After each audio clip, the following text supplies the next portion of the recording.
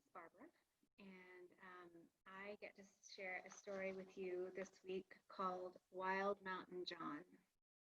And when I went to read the story earlier today, I got very excited about getting to share this message with you, particularly because it's something that um, I've practiced a lot. I continue to practice a lot in my life, and that has really helped me to feel happier, more joyful. Um, so I'm excited to get to share it with you for that reason. I'll also say, for those of us teachers who are not used to being on camera, and I think that's probably a lot of us, the experience of making these recordings can be a little bit nerve-wracking. And earlier today, I thought that I decided to go and listen to Miss Darcy's message from last week. And wouldn't you know it, it's about courage. So I just loved that. I loved that her message it was so wonderfully shared by her, and it was just exactly what I needed to hear before recording this for you all today. So, okay, so with that. So thank you, Miss Darcy, and thank you to all the YFM teachers for your example and your inspiration that you provide. All right, so let us just calm ourselves and ready ourselves to listen. So if we were in the classroom right now, we would be wrapping up our free time activities, our coloring and Legos and blocks rather, and circling up on the rug. So imagine that you're doing that now. We're coming together in a circle on the rug, and let's take a couple of nice deep breaths together.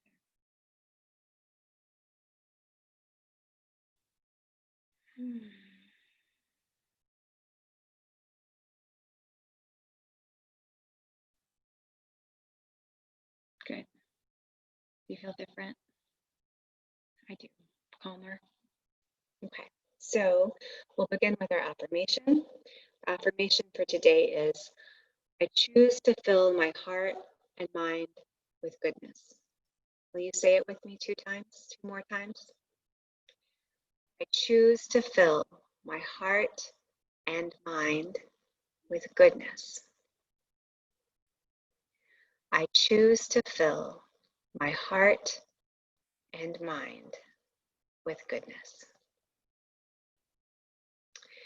Notice that part about choosing, about making a choice. To me, that's what this practice is all about. It's about being aware, no matter what's happening in our life, that we have a choice about what we focus on and how we think about it. And I remind myself of that so often. And it's a very powerful thing to remember, that we have a choice about what we focus on, what we decide to bring our attention to and keep it on. So I choose to fill my heart and mind with goodness. All right, so let's read our story about John Muir. When John Muir was a young boy in Scotland, he would explore the ruins of a 1,000-year-old castle with his friends. One day they found a way into the castle dungeon, and John climbed down the wall of a deep, dark pit just to see how deep it really was.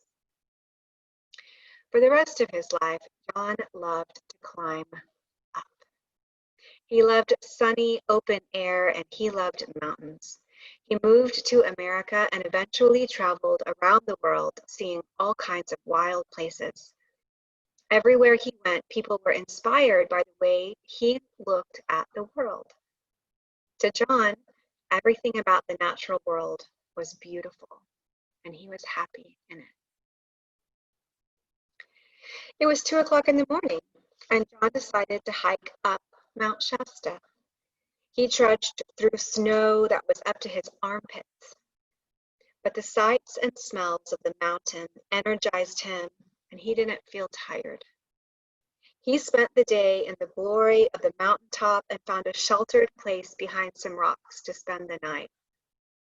In the morning, John knew a storm was coming, so he gathered some firewood and watched from his secure spot. The storm lasted about a week, and John was glad to be in it.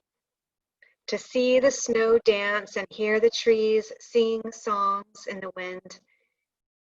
He knew the difference between a pine tree and an oak, just by the sound the wind made whistling through the branches. Busy little squirrels would stop by and share the shelter for a while and then move on.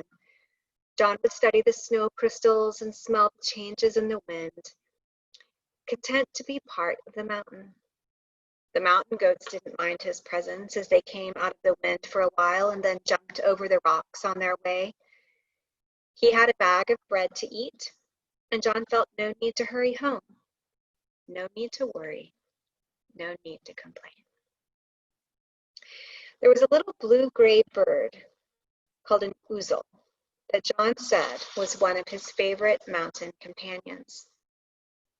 An ouzel is a water-loving bird that John would watch for long hours during his wilderness journeys. The ouzel dives into rushing mountain streams and swims down into the ice-cold water for food. When other birds are huddled together away from the harsh wind, the ouzel will sing joyfully, untouched by any change in the weather. John's heart would sing joyfully no matter the conditions he found himself in, just like the ouzel. John could spend days sitting quietly in the companionship of the trees, the plants, and the flowers, and the creatures of the wilderness. His heart and mind were so filled with beauty, joy, and wonder, there was no room for anything else. He said the same power and energy flowed through everything in the universe, so everything we see is connected to everything we cannot see. John knew everyone could not wander the forest and sit comfortably in a storm, but he believed everyone should be able to experience the wilderness, even just a little bit. He knew it would uplift their minds and gladden their hearts. He said, "The sun shines not on us, but in us. The rivers flow not past, but through us." So John spent a great deal of his time sharing what he knew about the natural world and helping people to understand how important it is to keep some wilderness areas wild for many years to come. John's ability to see beauty everywhere inspired many people, including the American President, Teddy Roosevelt. President Roosevelt started our national park system after spending time with John in the wilderness. John Muir said he lived only to entice others to look at nature's loveliness. So, some questions to think about.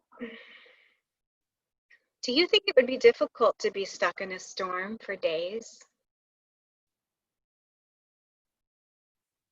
And how do you think John stayed cheerful through difficult circumstances?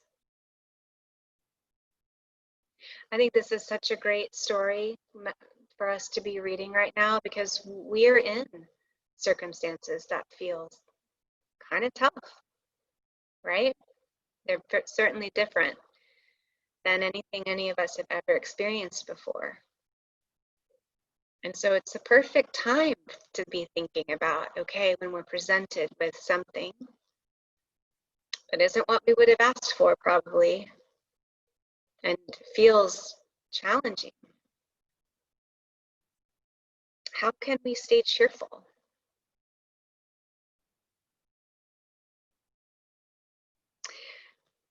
Last question. John said another word for God is beauty. What do you think he meant? You know, when I read this question, it made me think about our the box, the red box in our Sunday school classroom that has, what is it? It has a shell and a feather and a wood and a seed, I believe. And what do we say about those things as we hold them up one by one to talk about them together? What do we say about them? That God is in them,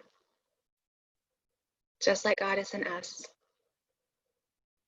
That's what I was reminded of when I read that question, that John said another word for God is beauty. There's also a craft that I wanted to mention that goes with this lesson just because I liked this idea so much. It's called the goodness glasses craft. And it basically is just, you can use a paper plate or probably just some construction paper if you have it, to make some glasses and to decorate them and to use them, to put them on and imagine that you're seeing the world through a totally new lens, that you're seeing all the good. It can be a fun way. Oh, I borrowed these from my daughters. I had not made my own glasses. So I thought these would be my goodness glasses, craft glasses. I guess it's not a craft, my goodness glasses. We can put our glasses on and focus our attention. In this case, on the silliness, but focus our attention on the good all around us, in our families, in our homes, in nature, like John Muir. And notice, you know, as you practice this, notice if it makes a difference in how you feel about your day,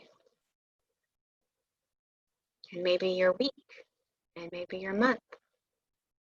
Keep practicing. Okay, so with that, let's end with our prayer for protection. The light of God surrounds us. The love of God enfolds us.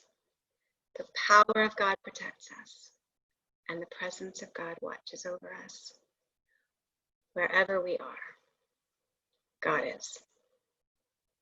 And all is well. Love to you all. Look forward to talking with you again the next time I get to teach. Bye-bye.